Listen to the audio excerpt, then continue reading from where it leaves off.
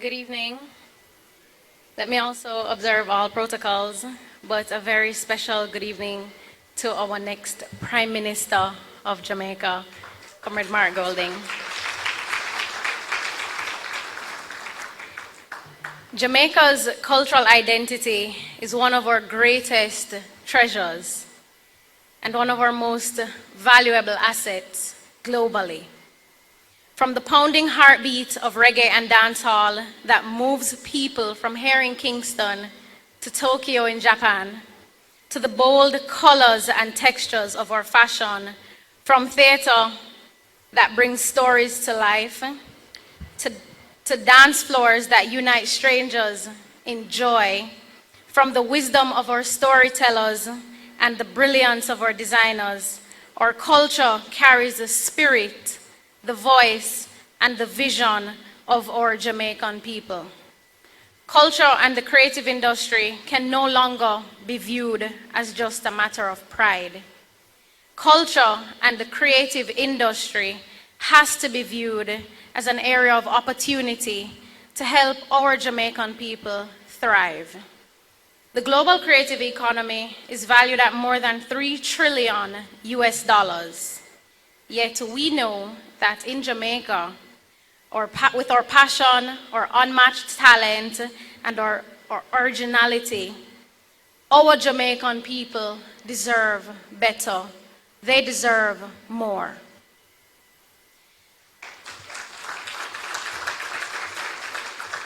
Time come for us to put our creatives first and ensure that the work that they put in are put on the global stage so that they can also thrive. Because as Bob Marley has done, we know there are many other creatives in Jamaica that can do the same and more.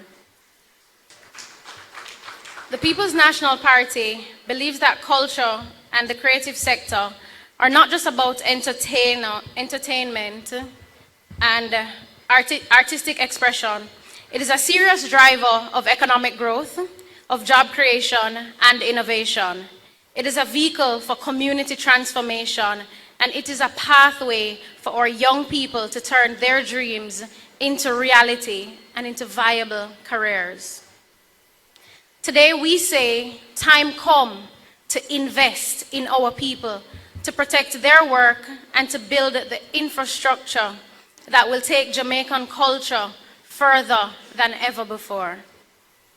Our approach is clear, our vision is bold, and our commitment to our people remains unwavering. First, we will invest in the creative industry like never before, establishing a $1 billion creative economy fund designed to support business development, content creation, training, and community-based arts.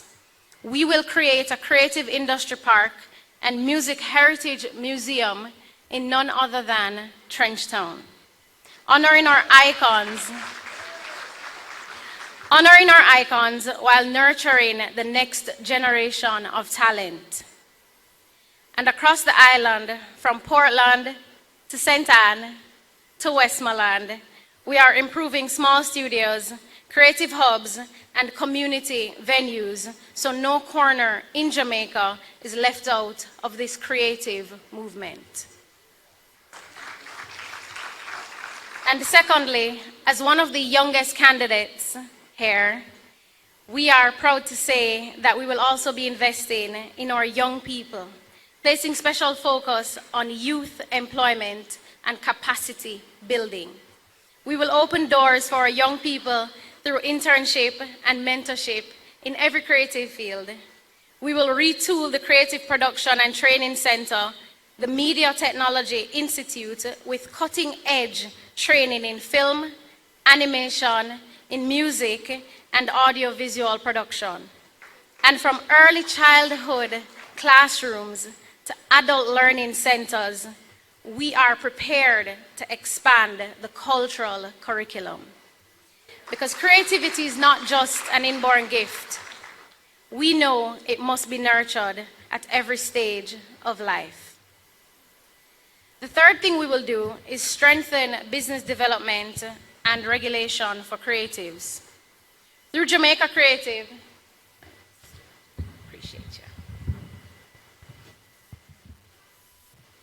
Through Jamaica Creatives, we will help artists and innovators become investment ready and market their work globally.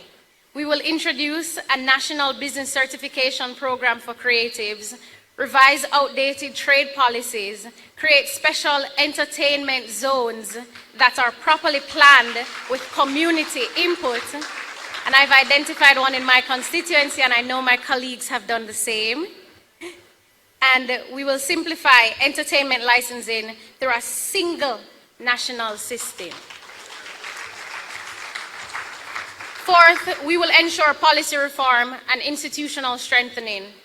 We will reinstate and empower the National Cultural and Creative Industry Commission, streamline government agencies to remove duplication. And if you're in the industry, you know how important that is. And ensure that public funds for creative projects are spent transparently and fairly. Let me go again. We will ensure that public funds for the creative projects are spent transparently and fairly. We will repatriate important Jamaican artifacts held overseas and modernize our museums and galleries. And yes, we will bring back the cultural passport program so our young people can put the devices down and experience the richness of our Jamaican culture firsthand.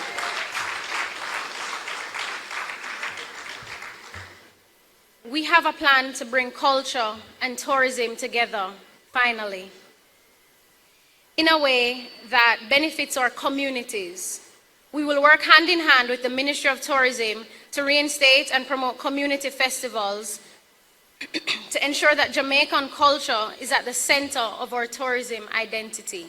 So when my tourists are going to Bob Marley in 9 Mile, they can stop in Alexandria and enjoy some opportunities and some good fun with my constituents. And finally, we will give national recognition to 2 giants of Jamaican culture. We will confer the honor of National Hero on the Honorable Robert Nesta Marley, who, might I add, is from my constituency, and the Honorable Louise Bennett Coverley, in recognition of their enduring legacies and the way they carried Jamaica to the world with dignity, authenticity, and brilliance. Ladies and gentlemen, the People's National Party understands this simple truth. Culture is not a side note. It's not a side hustle. Culture is the heart of our story as Jamaicans. It is the very heartbeat of this nation. When we invest in our creatives, we are investing in Jamaica's future. When we protect our cultural heritage, we are strengthening our identity.